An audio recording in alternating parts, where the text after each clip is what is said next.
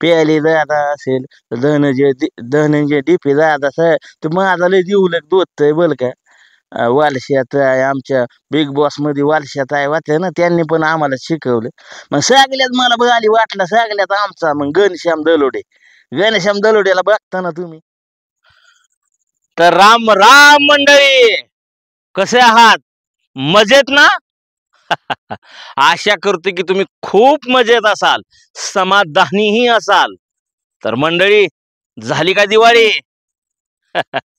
होय, सर्वांचीच दिवाळी झाली असेल, तशी आमची पण झाली आणि तुमचीही झाली असेल अशी या ठिकाणी आशा व्यक्त करतो. आणि मंडळी, मागचा जो एपिसोड होता मिमिक्री, म्हणजेच नेते अभिनेते पशु पक्षी यांचा अगदी हुबेहूब आवाज, त्या एपिसोडवर महाराष्ट्रातील तमाम रसिक मायबापांनी भरभरून प्रेम दिलं. त्याबद्दल मी तुम्हा सर्वांचा खूप खूप ऋणी आहे. तर मंडळी, आजही अशाच कलाकारांचा, आजही अशाच नेते अभिनेते पशु पक्षी यांचा आवाज सादर करण्यासाठी हा आजचा व्लॉग तुमच्यासाठी स्पेशल आहे. ब्लॉग शेवटपर्यंत बघा बरं का पण. आणि हो, पहिला जो एपिसोड होता मिमिक्रीचा, तो प्रयत्न पहिला होता. आता प्रयत्न दुसरा आहे. आवाज, प्रत्येक आवाज कसे येतात आणि कशा पद्धतीनं तुम्हाला वाटतात हे तुमच्या कमेंट मध्ये नक्की सांगा बरं का. कारण वाट पाहतोय. हे सादरीकरण यूट्यूबवर चालू आहे. माझ्या समोर तर प्रेक्षक बसलेले नाहीत, परंतु तुम्ही जे काय प्रेक्षक बघत आहात तेच माझे देव आणि माझे सर्वे सर्व आहात. असं हरकत नाही. तर मंडळी, आता सादर करूयात अशाच अवलिया कलाकारांचे आवाज. तर मग कोणाकोणाचे आवाज ऐकायला तुम्हाला बरं वाटेल? होय होय, नक्कीच तुमच्या मनामध्ये जे काय कलावंत आहेत त्यांचे आवाज तुम्ही ऐकण्यासाठी अतिशय उत्सुक असाल. अशाच कलावंतांचा आवाज मी या ठिकाणी तुमच्या समोर सादर करतोय. तर ऐका मग. पहिल्यांदाच जाऊयात हिंदी चित्रपट सृष्टीतले विलन म्हणून ज्यांनी आपलं नाव कोरलं ते म्हणजे राजकुमार साहेब. ऐकायचं ना मग राजकुमार साहेबांचा आवाज. चला तर मग. ना तलवार की धार से, ना गोलियों के बौछार से, बंदा डरता है सिर्फ परवरदिगार से. समझे, ये वक्त हमारा है और हमारा रहेगा. रानी, अगर तुम हमारे आंखों में आंखें डाल के देखते हो तो हम तुम्हें सलाम करेंगे, लेकिन हमसे नाराजगी रखेंगे तो हम तुम्हें यहाँ से उड़ा देंगे. समझे रानी. कसा वाटला आवाज मित्रांनो? आहे प्रयत्न दुसरा, थोडस समजून घ्या. हरकत नाही. तर असेच आज एक नवीन कलावंत आणलेला आहे. त्या कलावंतांचं संपूर्ण महाराष्ट्रातून कौतुक होतेच होते. आणि बिग बॉस चे विनर, मराठी सीझन 5 चे टॉप चे विनर सूरज चव्हाण. मग ऐकायचा ना सूरज चव्हाणचा आवाज? ऐकायचा आहे ना? चला तर मग सूरज चव्हाण यांच्याकडे या मग.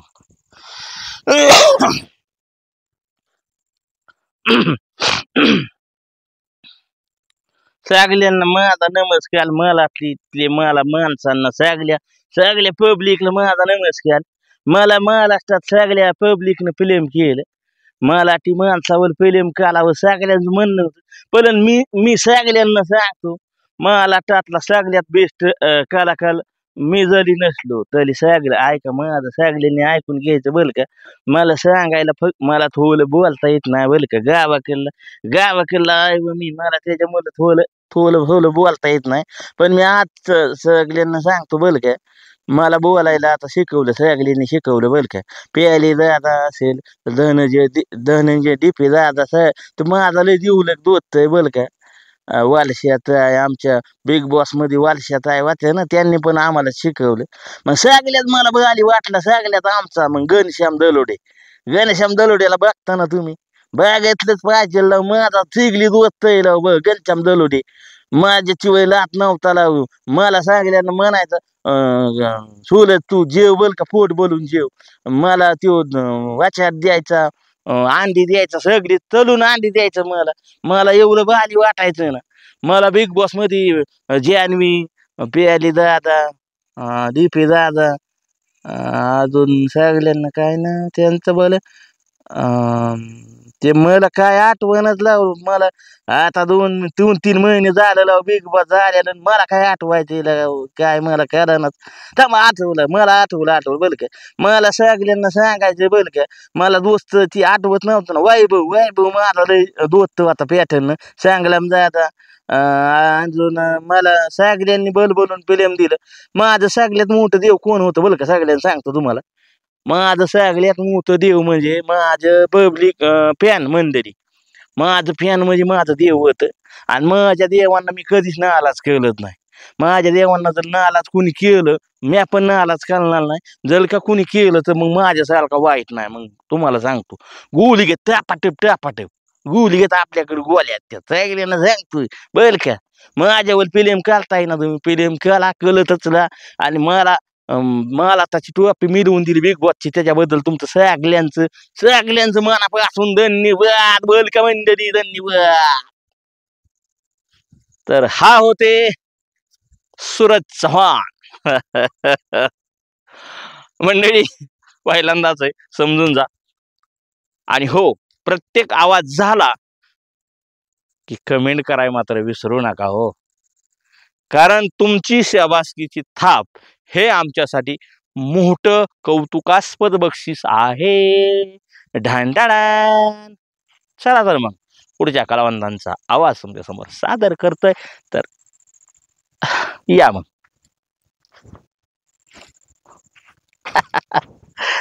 थोडस आईट हाणावी लागते हो, कलाकार म्हणलं की सगळ्या गोष्टी चालतात. तर तुमच्या समोर सादर करतोय हिंदी सिनेमाला लाभलेला सगळ्यात दबांग विलन संजू बाबा. तर चला मग संजू बाबा. हे माँ, अरे क्या देख रही है अपन को? हे माँ देख, ये तेरा संजू बाबा आ गए। हे माँ, ये 50 तोला है, 50 तोला, समझी गया? हे माँ, अपने पास सब है माँ। हमारे माँ देखना यार मेरे को। हे माँ, अरे माँ देखना। हे माँ मेरे को देख, अपने पास घोड़ा है, हाथी है, हे माँ सब कुछ है। धन्यवाद. पहिल्यांदाच आहे बरं का, समजून जा, नाहीतर चुकीची कमेंट करून कलाकाराचा अपमान करू नका. तुमच्या सेवेसाठी सयाजीराव काय पण. तर पुढील आवाज जो आहे तो म्हणजे असाच एक अवलिया, हिंदी सिनेमा सृष्टीला लाभलेला विलन म्हणजे गुलशन गोवार. चला मग गुलशन गोवार साहेबांकडे. कमेंट करताय ना, राव करा की कमेंट, तुमच्यासाठी राव, किती राव पोटातली आताडी हितपर्यंत येऊस तर राव ही तुमच्यासाठी. करा करा करा, कलावंत आहे हो, मराठी माणसाला सपोर्ट करा. मराठी माणूस जाऊ देणार राव पुढे, जाळून संगच काढा ना राव, काय राव. असो, हरकत नाही. चला मग पुढील आवाज गुलशन गौहर. सपना, अरे सपना को तो हम खा लेंगे। सपना मेरे है और मेरे रहेंगे। गोलगप्पे, सपना मेरे है। सपना से कभी शादी करके देखो तो सपना मेरे रहेंगे क्या? तुमच्या समोर छोटी छोटी कला सादर करत असताना थोडा त्रासही होतोय आणि आनंदही वाटतोय.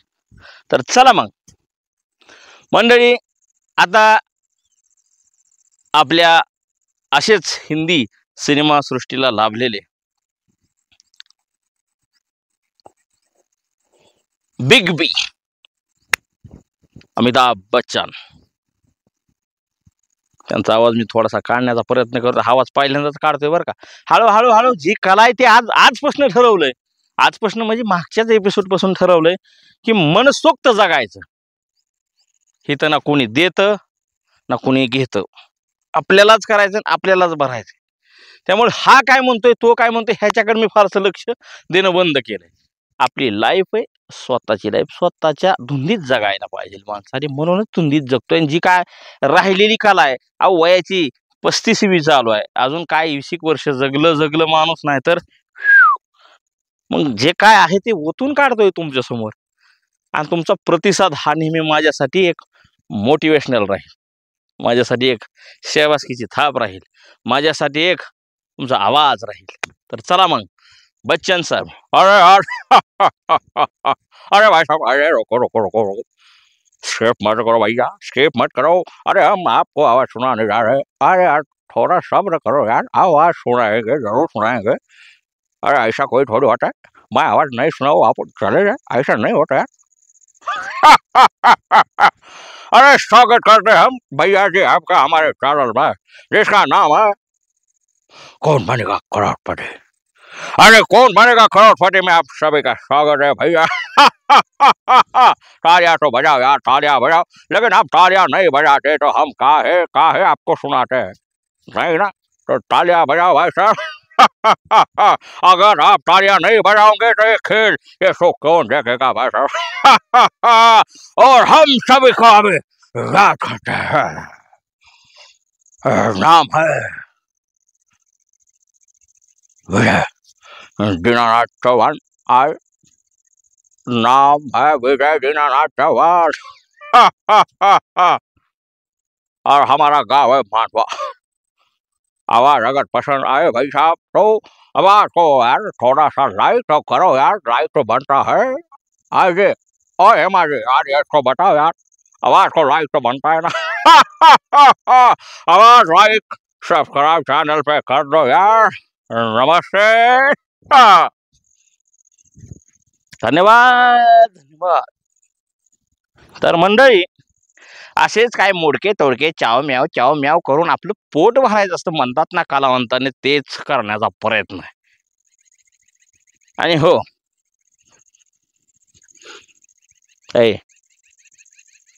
करा करा, कमेंट करा, लाईक करा आणि हा एपिसोड दणक्यात शेअर करून टाका. मागच्या एपिसोडला चांगली पसंती दिली, ह्या पण एपिसोडला चांगली पसंती येईल असं मला वाटतंय. आणि येणारच, काय येणार नाही, कारण तुमच्या सारख्यांचं प्रेम आमच्यावरती आहे. आणि आम्ही कलावंत म्हणजे तुमचीच आणबान शान आहे, तुमच्याच जीवावर उड्या येतो आमच्या, दुसऱ्या कोणाच्या नाही. तर चला मग आता कोणाचा आवाज काढू बरं. आवाज आवाज आवाज आवाज आवाज आवाज आवाज आवाज आवाज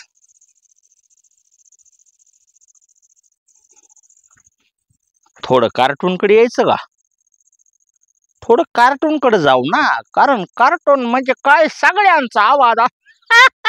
अरे काय, अरे तुम्हाला काय, अरे काय माझ्याकडं काय बघता. अरे मी तुमच्या समोर कला सादर करतोय म्हणजे काय टाळ्या फिरायची काय रीत भात आहे का नाही तुमच्याकडं. ऐ तुझ्या माझ्या प्रेमाला टाळ्या वाजवा. तर चला तर मग प्राण्यांकडे घुसूया ना, पशु प्राणी.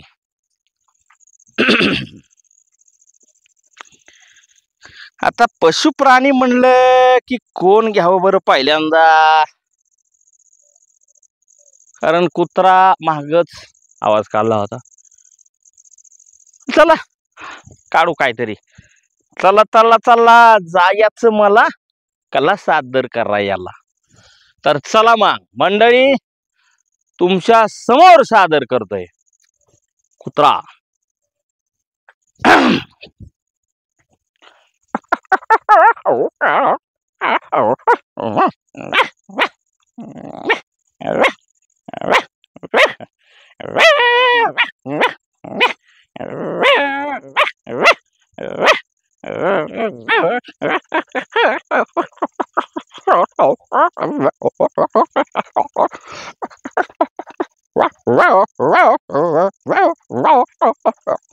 त्याची आई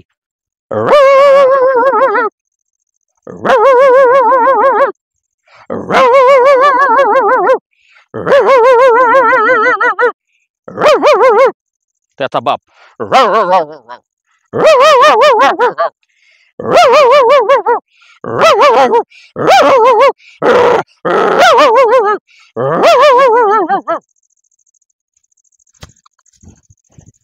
आता थोडस वेगळं. गाईचं पिल्लू तर गाईचं वासरू. चला मग.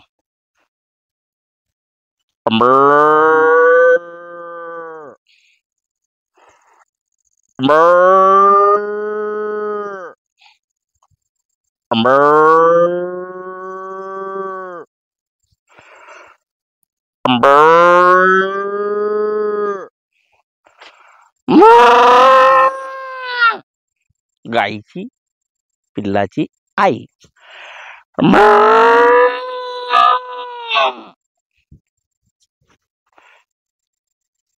हो समजय ना.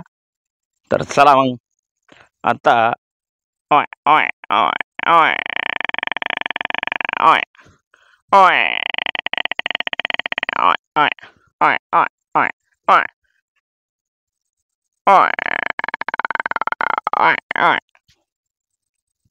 तर सादर करतोय तुमच्या समोर म्हशीच्या रेडक्याचा आवाज आत्ता होता. पण म्हशीची आई ज्यावेळेस म्हशीचं रेडकू हरवतं त्यावेळेस म्हैस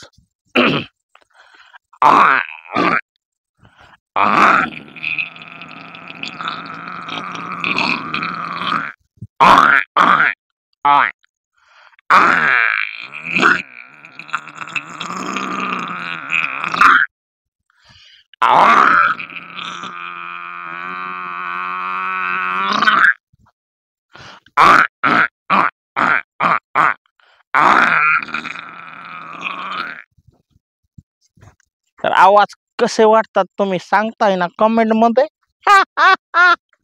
अहो सांगा ना काय बिघडतं सांगितलं म्हणून. अहो कलाकाराला तुम्ही साथ द्यायची असती बरं. पण तुम्ही तर काय बाबा टाळ्या वाजवा ना काय करा ना आणि कमेंट तर कराच ना. अहो करा ना कमेंट. अरे करा ना बाबा कमेंट. काय सांगू तुम्हाला. हळूहळू हळू सगळ्या कला तुमच्या समोर सादर होतील. काळजी करू नका मित्रांनो. असं म्हणतात ना की कलावंत हा एकदम थोडासा इनोसंट असतो. त्याच्या मनाला त्याच आवडतं. तो कुणाचाच ऐकत नसतो आणि स्वाभिमानी तर असतो. त्याला बोललेलं कुणीही चालत नाही. त्याच्या कलेला अवमान आणि कलेला मान दिला तर त्याला योग्य वाटतं आणि अपमान आणि अवमान केला तर कलाकार हा त्याच्या कलेपासून निराश होऊन कला करूच नाही, कला करावीच नाही, कला नकोच म्हणून त्या कलेपासून थोडासा लांब जाण्याचा प्रयत्न करतो. पण एखादी बायको जशी नवऱ्याला सोडत नाही तशी ती कला त्या कलावंतांना, तो कलावंत त्या कलेला कधीच सोडत नाही. म्हणून कलाकाराचा अवमान हा कधीच करायचा नसतो. बऱ्याचदा होतं, मी पाहतो असे काय अवलिया कलावंत जे आपल्याकडे कला सादर करण्यासाठी येतात आणि कला सादर करून झाल्यानंतर किंवा एखादा लग्नामध्ये गायक जर का अवलिया कलावंत असला आणि तो गाणी म्हणण्यासाठी जर का तिथं आला तर त्या कलावंतांना अमानुष पद्धतीची वागणूक दिली जाते. स्पेशली करून नशाहीन व्यक्तींकडून. आता नशा करून येतात आणि त्याला म्हणतात की 35 रुपये हे गाणं झालं बाई वाड्यावर या गाणं लाव रे, चल लावलंय लाव रे. ते आपलं गाणं म्हणतो बाई वाड्यावर या. ते नाही ते नाही, डोकं फिरलंय लाव, डोकं फिरलंय लाव चाल. आता त्या कलावंतांनी काय हो, ते तो तर 20-25 रुपये 50 फार तर फार, पण त्याची सगळी इज्जत तो धुळीला मिळवून टाकतो. म्हणजे असा दुय्यम दर्जा जे काय आज महाराष्ट्रामध्ये पाहिलं जातं की त्या कलावंतांना मिळला जातो. तर कलावंत हा फक्त तुमच्या टाळ्यांचा, माफ करा, टाळ्यांचा आणि प्रतिसादाचा भुकेलेला असतो. त्याला मानधनाची गरज नसते. तुमची शाबासकीची थाप हेच सगळ्यात मोठं आणि सर्वश्रेष्ठ मानधन असतं बरं का. तर हरकत नाही, आज या ठिकाणी मी जे काही आवाज तुमच्या समोर सादर केले, अतिशय आतून केले, करण्याचा प्रयत्न केला. मला माहिती आहे काय आवाज योग्य आले, काय आवाज अयोग्य आले, तरी पण तुमच्यासाठी खास करण्याचा प्रयत्न केला. तर मंडळी, हे सगळे आवाज तुम्हाला कसे वाटले हे तुमच्या कमेंटद्वारे नक्की सांगायचंय बरं का. काय